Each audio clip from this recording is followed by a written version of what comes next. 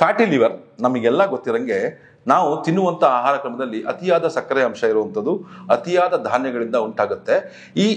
ನಾವು ಯಾವುದೋ ಒಂದು ಸಮಸ್ಯೆಗೆ ಹೋದಾಗ ಈ ಒಂದು ಅಲ್ಟ್ರಾಸೌಂಡ್ ಸ್ಕ್ಯಾನಿಂಗ್ ಮಾಡಿಸಿದಾಗ ಗ್ರೇಡ್ 1 ಗ್ರೇಡ್ 2 ಫ್ಯಾಟಿ ಲಿವರ್ ಅಂತ ಬಂದಿರುತ್ತೆ. ಆದರೆ ಅದಕ್ಕೆ ಪ್ರತ್ಯೇಕವಾದ ಯಾವುದೇ ಒಂದು ಸಲಹೆ ಸೂಚನೆಗಳು ಅಥವಾ ಸಿಂಪ್ಟಮ್ಸ್ ಏನು ಇಲ್ಲದೆ ಇರೋ ಕಾರಣ ತುಂಬ ಜನ ಅದನ್ನು ನೆಗ್ಲೆಕ್ಟ್ ಮಾಡ್ತಾರೆ. ವೀಕ್ಷಕರೇ, ನಾನು ಇವತ್ತು ಈ ವಿಡಿಯೋದಲ್ಲಿ ಈ ಫ್ಯಾಟಿ ಲಿವರ್ ಸಮಸ್ಯೆಯನ್ನು ಕೆಲವು ವೈಟಮಿನ್ ಡಿಫಿಷಿಯನ್ಸಿಗಳು ಕೂಡ ಉಂಟು ಮಾಡ್ತವೆ, ಅದು ಯಾವ್ಯಾವುದು ಮತ್ತು ನಾವು ನಮ್ಮ ದೇಹವನ್ನು ಫ್ಯಾಟಿ ಲಿವರಿಂದ ಹೇಗೆ ರಕ್ಷಿಸಿಕೊಳ್ಳೋದ್ರ ಬಗ್ಗೆ ನಾನು ಡಿಸ್ಕಸ್ ಮಾಡೋಣ ಅಂತಿದ್ದೀನಿ. ನಾನು ಡಾಕ್ಟರ್ ಚಂದ್ರಶೇಖರ್ ಸರ್ಜಾ, ನಿಮ್ಮ ಲೈಫ್ ಸ್ಟೈಲ್ ಫಿಸಿಷಿಯನ್. ವೀಕ್ಷಕರೇ, ಎಲ್ಲರಿಗೂ ಗೊತ್ತು ಫ್ಯಾಟಿ ಲಿವರ್ ಸಮಸ್ಯೆ ಇತ್ತೀಚೆಗಂತೂ ಸರ್ವೇ ಸಾಮಾನ್ಯವಾಗಿ ಎಲ್ಲರಿಗೂ ಆಗ್ತಾ ಇದೆ. 20-25ನೇ ವಯಸ್ಸಿಂದ ಹಿಡಿದು ವಯಸ್ಕರಲ್ಲೂ ಕೂಡ ಈ ಫ್ಯಾಟಿ ಲಿವರ್ ಸಮಸ್ಯೆ ತುಂಬ ಜಾಸ್ತಿ ಆಗ್ತಾ ಇದೆ. ಈ ಫ್ಯಾಟಿ ಲಿವರ್ ಅಷ್ಟೊಂದು ನೆಗ್ಲೆಕ್ಟ್ ಮಾಡುವಂಥ ಒಂದು ಕಾರ್ಯನ ನೋಡಿ ವೀಕ್ಷಕರೇ. ಫ್ಯಾಟಿ ಲಿವರ್ ಪ್ರಾಬ್ಲಮ್ ಲಿವರಿಗೆ ಬಂದಿರಬಹುದು, ಆದರೆ ಈ ಫ್ಯಾಟಿ ಲಿವರಿಂದಾಗಿ ಸಮಸ್ಯೆಗಳು ಬೇರೆ ಕಡೆಗಳಿಂದ ನಮಗೆ ಉಂಟಾಗೋ ಚಾನ್ಸ್ ಇರುತ್ತೆ. ಅದರಲ್ಲಿ PCOD ಸಿಂಪಲ್ ಆಗಿರ್ಬೋದು, ಮಹಿಳೆಯಲ್ಲಿ ಉಂಟಾಗುವಂಥ ಮುಟ್ಟಿನ ತೊಂದರೆಗಳಾಗಿರ್ಬೋದು, ಥೈರಾಯ್ಡ್ ಸಮಸ್ಯೆಗಳಾಗಿರ್ಬೋದು, ಈ ಬ್ರೆಸ್ಟ್ನಲ್ಲಿ ಆಗುವಂಥ ತೊಂದರೆಗಳಾಗಿರ್ಬೋದು, ಯುಟ್ರೈನ್ ಫೈಬ್ರಾಯ್ಡ್ಸ್ ಆಗಿರ್ಬೋದು, ಅಥವಾ ಇನ್ನೂ ಸುಮಾರು ಡಯಾಬಿಟಿಸ್ ಆಗಿರ್ಬೋದು, ಹಾರ್ಟ್ ಡಿಸೀಸ್, HDL ಲೆವೆಲ್ಸ್ ನಮ್ಮ ದೇಹದಲ್ಲಿ ಕಡಿಮೆ ಆಗಲಿಕ್ಕೆ ಈ ಫ್ಯಾಟಿ ಲಿವರೇ ಒಂದು ಮುಖ್ಯ ಕಾರಣ. ಈವನ್ ಯೂರಿಕ್ ಆಸಿಡ್ ಸಮಸ್ಯೆ ಉಂಟಾಗಲಿಕ್ಕೂ ಕೂಡ ಈ ಒಂದು ಫ್ಯಾಟಿ ಲಿವರೇ ಕಾರಣ. ಹಾಗಾಗಿ ಈ ಫ್ಯಾಟಿ ಲಿವರ್ ಕೆಲವು ವೈಟಮಿನ್ ಡಿಫಿಷಿಯನ್ಸಿ ಇದ್ರೂ ಕೂಡ ಆಗುತ್ತೆ, ಅಥವಾ ಈ ಫ್ಯಾಟಿ ಲಿವರ್ನ ನಾವು ರಿವರ್ಸ್ ಮಾಡಲಿಕ್ಕೆ ಕೆಲವು ವಿಟಮಿನ್ಸ್ಗಳಿಂದ ಕೂಡ ಸಾಧ್ಯ. ಅದರಲ್ಲಿ ಬಹಳ ಮುಖ್ಯವಾಗಿ ಮೊದಲನೇ ಒಂದು ವೈಟಮಿನ್ ಅಂತ ಹೇಳಿದ್ರೆ ವೈಟಮಿನ್ B3 ಅಥವಾ ನಿಯಾಸಿನ್. ಹೊಸ ರಿಸರ್ಚ್ಗಳು ಏನು ಹೇಳುತ್ತೆ ಅಂತ ಹೇಳಿದ್ರೆ ಈ ವೈಟಮಿನ್ B3 ಎಲ್ಲಿ ಇರುವಂಥದ್ದು, ನಿಯಾಸಿನ್ ಇರುವಂಥ ಏನು ಒಂದು ಅಂಶ ಏನಿದೆ ಅಂತ ಹೇಳಿದ್ರೆ ನಮ್ಮ ಲಿವರ್ನ ಫ್ಯಾಟ್ ಸೆಲ್ಸ್ ಡೈರೆಕ್ಟಾಗಿ ಅದು ಲಿಂಕ್ ಮಾಡ್ತವೆ ಮತ್ತು ನಿಧಾನವಾಗಿ ಈ ಫ್ಯಾಟ್ ಸೆಲ್ಸ್ನ ಮೊಬಿಲೈಸ್ ಮಾಡಿಬಿಟ್ಟು ಅದರ ಮೆಟಬೊಲೈಟ್ಸ್ ಮಾಡಿಬಿಟ್ಟು ಲಿವರ್ನಿಂದ ಹೊರಗಡೆ ಹಾಕಲಿಕ್ಕೆ ಸಹಾಯವನ್ನು ಮಾಡುತ್ತೆ ಅಂತ ವೈಜ್ಞಾನಿಕವಾಗಿ ಪ್ರೂವ್ ಆಗಿದೆ. ಹಾಗಾಗಿ ಈ ವೈಟಮಿನ್ B3 ಹೆಚ್ಚು ಹೇರಳವಾಗಿರುವಂಥ ಫುಡ್ಸ್ನ ಕನ್ಸ್ಯೂಮ್ ಮಾಡೋದ್ರಿಂದ ಅಥವಾ ವೈಟಮಿನ್ B3ಯ ಒಂದು ಸಪ್ಲಿಮೆಂಟೇಷನ್ನ ಮಾಡೋದ್ರಿಂದ ಕೂಡ ಈ ನಾವು ಒಂದು ಫ್ಯಾಟಿ ಲಿವರ್ನ ರಿವರ್ಸ್ ಮಾಡ್ಕೋಬಹುದು ಅಂತ ವೈಜ್ಞಾನಿಕವಾಗಿ ಪ್ರೂವ್ ಆಗಿದೆ. ಎರಡನೇ ಒಂದು ವಿಟಮಿನ್ ಅಂತ ಹೇಳಿದ್ರೆ ವೈಟಮಿನ್ B12. ವೈಟಮಿನ್ B12 ಸಾಧಾರಣವಾಗಿ ಒಂದು ಕಲ್ಪನೆ ಇದೆ. ವೈಟಮಿನ್ B12 ಬೇಕಾಗಿರೋದು ಈ ನರಗಳಿಗೆ ಹೆಲ್ಪ್ ಮಾಡಲಿಕ್ಕೆ ಮತ್ತು ರಕ್ತವನ್ನು ಜಾಸ್ತಿ ಮಾಡಲಿಕ್ಕೆ ಈ ವೈಟಮಿನ್ B12 ಹೆಲ್ಪ್ ಮಾಡುತ್ತೆ. ಅದು ಕೇವಲ ನಾನ್ ವೆಜಿಟೇರಿಯನ್ ಸೋರ್ಸಲ್ಲೇ ಇದೆ, ವೆಜಿಟೇರಿಯನ್ಸಿಗೆ ತುಂಬ ಕಡಿಮೆ. ಅದಕ್ಕೆ ಬರೀ ಸಪ್ಲಿಮೆಂಟೇಷನ್ ತೊಗೊಂಡು ಮಾಡ್ಕೋಬೇಕು ಅಂತ ಸುಮಾರು ಜನ ಅಂದ್ಕೊಂಡಿದ್ದಾರೆ. ಆದರೆ ಒಂದು ಮುಖ್ಯವಾದ ಒಂದು ಕಾರ್ಯ, ಅನದರ್ ಕೆಲಸ ಅಂತ ಹೇಳಿದ್ರೆ ವೈಟಮಿನ್ B12 ಈ ಒಂದು ಲಿವರ್ನಲ್ಲಿ ಇರುವಂಥ ಫ್ಯಾಟ್ ಸೆಲ್ಸ್ನ ಸ್ಟೋರೇಜ್ ಆಗದಂಗೆ ನೋಡ್ಕೊಳ್ಳೋದು ಕೂಡ ಈ ವೈಟಮಿನ್ B12. ಈ ವೈಟಮಿನ್ B12 ಇರುವಂಥ ಒಂದು ಕೆಲವು ನಿರ್ದಿಷ್ಟವಾದ ಒಂದು ಕೆಮಿಕಲ್ ಕಾಂಬಿನೇಷನ್ ಹೇಗಿರುತ್ತೆ ಅಂತ ಹೇಳಿದ್ರೆ ನಮ್ಮ ಲಿವರ್ನಲ್ಲಿ ಹೆಕ್ಕಿ ಕೂತಿರುವಂಥ ಈ ಟ್ರೈಗ್ಲಿಸರೈಡ್ ಲೆವೆಲ್ಸ್ನ ಕಡಿಮೆ ಮಾಡುತ್ತೆ ಅಂತ ಹೇಳ್ಬಿಟ್ಟು.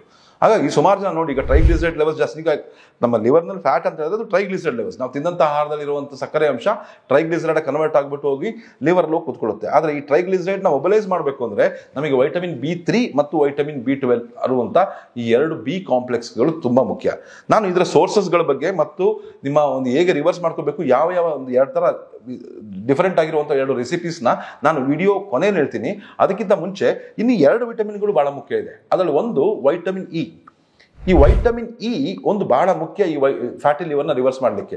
ಸುಮಾರು ಜನ ಡಾಕ್ಟರ್ಗಳು ನಿಮಗೆ ಈ ಫ್ಯಾಟಿ ಲಿವರ್ ಸಮಸ್ಯೆ ಇದೆ, ಗ್ರೇಡ್ 1 ಗ್ರೇಡ್ 2 ಇದೆ ಅಂದರೆ ವೈಟಮಿನ್ ಇ ನಾವು ಒಂದು 1 ಮಂತ್ 2 ಮಂತ್ 3 ತಿಂಗಳು ತಗೊಳ್ಳಿ ಅಂತ ಪ್ರಿಸ್ಕ್ರೈಬ್ ಮಾಡೋದು ಸಾಧಾರಣವಾಗಿ ನೀವು ನೋಡಿದ್ರ.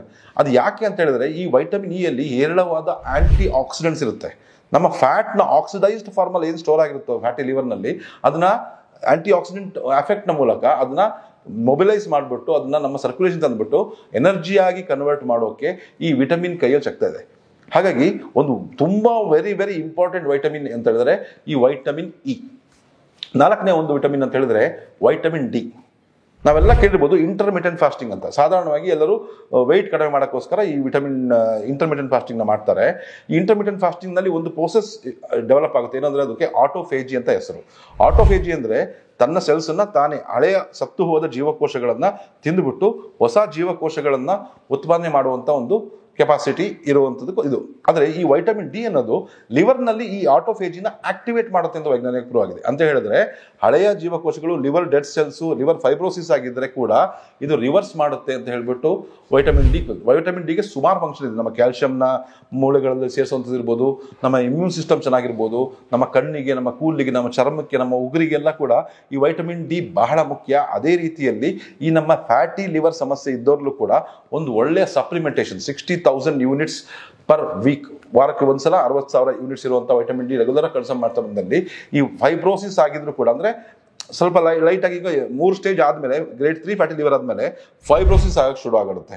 ಈ ಫೈಬ್ರೋಸಿಸ್ನ ಕೂಡ ನಿಧಾನಕ್ಕೆ, ಫೈಬ್ರಸ್ ಟಿಶ್ಯೂಸ್ನ ಕೂಡ ಅದು ಹೀಲ್ ಮಾಡುತ್ತೆ ಅಂತ ಕೂಡ ವೈಜ್ಞಾನಿಕವಾಗಿ ಪ್ರೂವ್ ಆಗಿದೆ. ಹಾಗಾಗಿ ಈ 4 ವೈಟಮಿನ್ಗಳು, vitamin B3, vitamin B12, vitamin E ಮತ್ತು ವೈಟಮಿನ್ ಡಿ, ಈ 4 ವೈಟಮಿನ್ಗಳು ಯಥೇಚ್ಛವಾಗಿ ನಮ್ಮ ದೇಹದಲ್ಲಿದ್ದರೆ ನಮಗೆ ಇವೆಲ್ಲ ಒಂದು ಪ್ರಾಬ್ಲಮ್ಗಳು ಅವಾಯ್ಡ್ ಆಗುತ್ತೆ.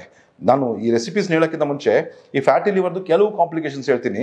ನಾವೆಲ್ಲ ಅಂದ್ಕೊಂಡಿರ್ಬೋದು ಕೇವಲ ಲಿವರಿಗೆ ಮಾತ್ರ, ಆದರೆ ಒಂದ್ಸಲ ಫ್ಯಾಟ್ ಬಂದ್ಬಿಟ್ಟು ಲಿವರಲ್ಲಿ ಸೇರ್ಕೊಂತು ಅಂತ ಹೇಳಿದ್ರೆ ಬೇರೆ ಕಡೆ ಸೇರ್ಕೋಬಾರ್ದು ಅಂತ ಏನಿಲ್ಲಲ್ಲ. ಹಾಗಾಗಿ ಫಸ್ಟ್ ಬಂದು ಫ್ಯಾಟಿ ಲಿವರ್ ಸೇರ್ಕೊಂಡಿದ್ರೆ ಅದ ನಂತರ ಹೋಗಿ ಸೇರ್ಕೊಳ್ಳುವಂಥದ್ದು ಇದು ಓವರೀಸ್ ಅಥವಾ ಅಂಡಕೋಶಗಳಲ್ಲಿ ಅಥವಾ ಗರ್ಭಾಶಯದಲ್ಲಿ ಯುಟ್ರೈನ್ ಫೈಬ್ರಾಯ್ಡ್ಸ್ ಆಗುವಂಥದ್ದು, PCOD ಸಮಸ್ಯೆ ಆಗುವಂಥದ್ದು, ಡಯಾಬಿಟಿಸ್ ಆಗುವಂಥದ್ದು, ಡಯಾಬಿಟಿಸ್ದು ಕಾಂಪ್ಲಿಕೇಶನ್ಸ್ ಉಂಟು ಮಾಡುವಂಥದ್ದು ಕೂಡ ಈ ಫ್ಯಾಟಿ ಲಿವರ್ನ ಒಂದು ಫಸ್ಟ್ ಸ್ಟೇಜು. ಅದಾದ ನಂತರ ಸ್ಟಾರ್ಟ್ ಆಗೋದೇ ಈ ಮೆಟಬಾಲಿಕ್ ಸಿಂಡ್ರೋಮ್ ಅಂತ, ಸಿವಿಯರ್ ಆಗಿ ಇನ್ಸುಲಿನ್ ರೆಸಿಸ್ಟೆನ್ಸ್ ಡೆವಲಪ್ ಆಗುತ್ತೆ. ದೇಹದಲ್ಲಿ ಹೈಪರ್ ಟೆನ್ಷನ್ ಅಂದರೆ BP ಪ್ರಮಾಣ ಜಾಸ್ತಿ ಆಗ್ತಾ ಬರುತ್ತೆ. ಕಿಡ್ನೀಸ್ನಿಂದ ನಾವು ಎಕ್ಸಿಟ್ ಆಗುವಂಥ ಯೂರಿಕ್ ಆಸಿಡ್ ಕಡಿಮೆ ಆಗುತ್ತೆ. ನಮ್ಮ ದೇಹದಲ್ಲಿ DNA ನಾಶ ಆಗ್ತಾ ಇರುತ್ತೆ. ಆ DNA ಯೂರಿಕ್ ಆಸಿಡ್ಗೆ ಸರಿಯಾಗಿ ಕನ್ವರ್ಟ್ ಆಗಿಬಿಟ್ಟು ಸ್ವಲ್ಪ ಪ್ರೊಸೆಸ್ ಆಗಿ ದೇಹದಿಂದ ಹೊರಗಡೆ ಹೋಗಬೇಕು ಅಂದರೆ ಆ ಕನ್ವರ್ಷನ್ ಪ್ರೋಸೆಸ್ ನಡೆಯೋದು ಲಿವರ್ನಲ್ಲೇನೆ. ಈ ಲಿವರ್, ಫ್ಯಾಟಿ ಲಿವರ್ ಜಾಸ್ತಿ ಇದ್ದಾಗ ದೇಹದಲ್ಲಿ ಯೂರಿಕ್ ಆಸಿಡ್ ಲೆವೆಲ್ಸ್ ಜಾಸ್ತಿ ಆಗುತ್ತೆ, ಸರಿಯಾಗಿ ಪ್ರೋಸೆಸ್ ಆಗ್ತಾ ಇರಲ್ಲ. ಈ ಯೂರಿಕ್ ಆಸಿಡ್ ಜಾಸ್ತಿ ಆಗೋದ್ರಿಂದ ಹಾರ್ಟ್ ಸಮಸ್ಯೆಗಳು ಕೂಡ ಬರ್ತವೆ. ಜೊತೆಗೆ ಈ ಫ್ಯಾಟಿ ಲಿವರ್ ಸಮಸ್ಯೆ ಇದ್ದವ್ರಲ್ಲಿ ಒಂದು ಬಹಳ ಮುಖ್ಯವಾಗಿ ಗಮನಿಸಬೇಕು, HDL ಅಂದರೆ ಗುಡ್ ಕೊಲೆಸ್ಟ್ರಾಲ್. HDL ಉತ್ಪಾದನೆ ಆಗದೆ ಲಿವರ್ನಿಂದ, ಆದರೆ ಫ್ಯಾಟಿ ಲಿವರ್ ಸಮಸ್ಯೆ ಇದ್ದಲ್ಲಿ HDL ಲೆವೆಲ್ಸ್ ತುಂಬ ಕಡಿಮೆ ಇದೆ. HDL ಲೆವೆಲ್ಸ್ ಕಡಿಮೆ ಇದ್ದರೆ ಹಾರ್ಟ್ ಡಿಸೀಸ್ ಜಾಸ್ತಿ. ಕೊಲೆಸ್ಟ್ರಾಲ್ ಜಾಸ್ತಿ ಇರೋದ್ರಿಂದ ಅಲ್ಲ ಹೃದಯ ರೋಗ ಬರೋದು, HDL ಲೆವೆಲ್ಸ್ ಕಡಿಮೆ ಇರೋದ್ರಿಂದ ಹೃದಯ ರೋಗಗಳು ಬರೋದು. ಹಾಗಾಗಿ ಇಷ್ಟೆಲ್ಲ ಕಾಂಪ್ಲಿಕೇಶನ್ಸ್ನ ಕೂಡ ನಾವು ಈ ಒಂದು ಕೆಲವು ವಿಟಮಿನ್ ಸಪ್ಲಿಮೆಂಟೇಷನ್ಸ್ ಮೂಲಕ ಸರಿ ಮಾಡ್ಕೋಬಹುದು. ಇವಾಗ ಸೋರ್ಸಸ್ ಬಗ್ಗೆ ಮಾತಾಡೋಣ. ವೈಟಮಿನ್ B3 ಯಾವುದ್ರಲ್ಲಿ ಜಾಸ್ತಿ ಇರುತ್ತೆ ನೋಡಿ. ವೈಟಮಿನ್ B3 ಜಾಸ್ತಿ ಇರುವಂಥ ಆಹಾರಗಳು ಅಂತ ಹೇಳಿದ್ರೆ ಅವಕ್ಯಾಡೋಸ್. ಈಗ ವೆಜಿಟೇರಿಯನ್ ಸೋರ್ಸಸ್ ಅಂತ ಹೇಳಿದ್ರೆ ಅವಕ್ಯಾಡೋಸ್ ಅಥವಾ ಬೆಣ್ಣೆ ಹಣ್ಣಿನಲ್ಲಿ ಹೇರಳವಾಗಿ ನಿಯಾಸಿನ ಅಂಶ ಇರುತ್ತೆ. ಮಶ್ರೂಮ್ಸಲ್ಲಿ ಹೇರಳವಾಗಿ ನಿಯಾಸಿನ ಅಂಶ ಇರುತ್ತೆ. ಸ್ವೀಟ್ ಪೊಟ್ಯಾಟೊ, ಗೆಣಸಿನಲ್ಲಿ ಹೇರಳವಾಗಿ ನಿಯಾಸಿನ ಅಂಶ ಇರುತ್ತೆ. ಬಾಕಿ ಅಂತ ಕೆಲವು ಸಮುದ್ರದ ಮೀನುಗಳಲ್ಲಿ, ಕೆಲವು ಸಸ್ಯಗಳಲ್ಲೆಲ್ಲ ಕೂಡ ಈ ಒಂದು ವೈಟಮಿನ್ B3 ಜಾಸ್ತಿ ಇರುತ್ತೆ. ಇನ್ನು ವೈಟಮಿನ್ B12 ನಿಮಗೆಲ್ಲ ಗೊತ್ತಿರೋಂಗೆ ಫಿಶಸ್ ಮತ್ತು ನಾನ್ ವೆಜ್ ಸೋರ್ಸಸ್ಸಲ್ಲಿ, ರೆಡ್ ಮೀಟಲ್ಲಿ, ಚಿಕನ್ನಲ್ಲಿ, ಎಗ್ಸಲ್ಲಿ, ಫಿಶಲ್ಲಿ ಜಾಸ್ತಿ ಇರುತ್ತೆ.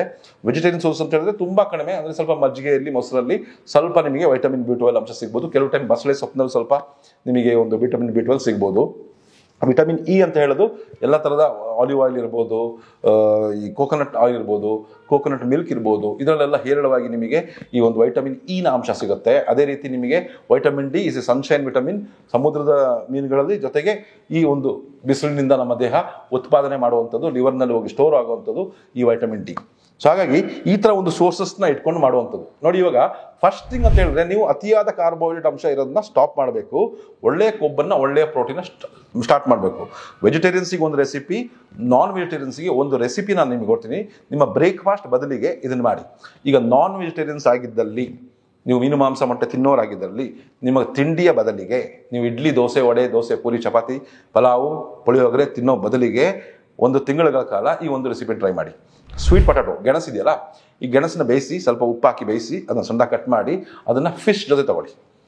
ಯಾವುದ್ರಲ್ಲಿ, ಅಥವಾ ಮೊಟ್ಟೆ, ನಿಮ್ಮ ಫಿಶ್ ದಿನ ತಿನ್ನೋಕ್ಕಾಗಲ್ವಾ, ಮೊಟ್ಟೆ, ಎಗ್ ವಿತ್ ಎಗ್ ಯೋಕ್, ಅದನ್ನು ಡೈಲಿ ಕನ್ಸ್ಯೂಮ್ ಮಾಡ್ತಾ ಬನ್ನಿ. ಜೊತೆಗೆ ಒಂದು ಸಣ್ಣ ಗ್ಲಾಸು ಹಾಲನ್ನ ಕುಡೀರಿ. ಇದೇ ನಿಮ್ಮ ಒಂದು ರೆಸಿಪಿ. ಈಗ ವೆಜಿಟೇರಿಯನ್ಸ್ ಆಗಿದ್ರೆ ಸರ್ ನಮಗೆ ಆಗಲ್ಲ ಸರ್ ಮೀನು ತಿನ್ನೋಕ್ಕೆ, ಮೊಟ್ಟೆ ತಿನ್ನೋಕ್ಕೆ ಅನ್ನೋರಲ್ಲಿ ನಿಮಗೊಂದು ರೆಸಿಪಿ ಇದೆ, ಅದು ಅವಕಾಡೋ ಸ್ಮೂತಿ.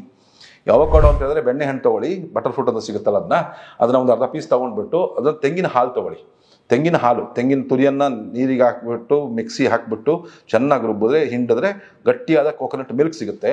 ಆ ಕೋಕೋನಟ್ ಮಿಲ್ಕ್ ಜೊತೆಗೆ ಈ ಅವಕಾಡೋನ ಚೆನ್ನಾಗಿ ಬ್ಲೆಂಡ್ ಮಾಡಿ ಸ್ಮೂತಿ ಮಾಡಿಕೊಂಡು ಅದನ್ನು ಸೇವಿಸ್ತಾ ಬನ್ನಿ. ಜೊತೆಗೆ ನೀವು ಸ್ವೀಟ್ ಪೊಟ್ಯಾಟೋಸ್ ಕೂಡ ತಿನ್ಬೋದು. ಯಾಕಂದರೆ vitamin B3, B12, vitamin E ಹೇರಳವಾಗಿ ಈ ಅಂಶದಲ್ಲಿ ಜಾಸ್ತಿ ಇರುತ್ತೆ. ವೈಟಮಿನ್ ಡಿಯ ಸಪ್ಲಿಮೆಂಟೇಷನ್ ತಗೊಳ್ಳೋದ್ರಿಂದ, ಈ 2 ರೆಸಿಪಿನ ಡೈಲಿ ಮಾಡ್ತಾ ಬರೋದ್ರಿಂದ ನಿಮ್ಮ ಆಹಾರದಲ್ಲಿ ಆದಷ್ಟು ಅನ್ನವನ್ನು, ಚಪಾತಿಯನ್ನು, ರಾಗಿಯನ್ನು, ಸ್ವೀಟ್ಸನ್ನು, ಶುಗರಿ ಐಟಮ್ಸ್ನ, ಬೇಕರಿ ಐಟಮ್ಸ್ನ, ಬ್ರೆಡ್ಡು, ಬಿಸ್ಕೆಟ್ಟು, ನಿಮ್ಮ ಏನು ರಸ್ಕು ಇವೆಲ್ಲ ಬರುತ್ತೆ, ಅದನ್ನೆಲ್ಲ ಸಾಧ್ಯವಾದಷ್ಟು ಕಡಿಮೆ ಮಾಡಿ ಈ ಥರ ಒಂದು ಆಹಾರ ಕ್ರಮ ಇಟ್ಕೊಂಡಿದ್ದರೆ ಖಂಡಿತವಾಗ್ಲೂ ಈ ವಿಟಮಿನ್ಗಳು ಸಹಾಯ ಮಾಡುತ್ತೆ. ಮತ್ತು ಈ ಡಯಟ್ ಕೂಡ ನಿಮ್ಮ ಫ್ಯಾಟಿ ಲಿವರ್ನ ಕೇವಲ 1 ರಿಂದ 2 ತಿಂಗಳಲ್ಲಿ ರಿವರ್ಸ್ ಮಾಡಲಿಕ್ಕೆ ಸಹಾಯವನ್ನು ಮಾಡುತ್ತೆ. ಹಾಗಾಗಿ ಈ ಫ್ಯಾಟಿ ಲಿವರ್ ಯಾರೋ ಸಮಸ್ಯೆಯಿಂದ ನಿಮ್ಮ ಬಂಧು ಮಿತ್ರರು ಬಳಲ್ತಾ ಇದ್ದರೆ ಅವರಿಗೆ ಈ ವಿಡಿಯೋವನ್ನು ಶೇರ್ ಮಾಡಿ, ನಮ್ಮ ಚಾನಲ್ನ ಸಬ್ಸ್ಕ್ರೈಬ್ ಮಾಡಿ ಅಂತ ಕೇಳ್ತಾ ಮತ್ತೊಂದು ವಿಡಿಯೋ ಒಂದಿಗೆ ನಿಮ್ಮ ಮುಂದೆ ಭೇಟಿ ಆಗ್ತೀನಿ. ಅಲ್ಲಿವರೆಗೂ ನಮಸ್ಕಾರ.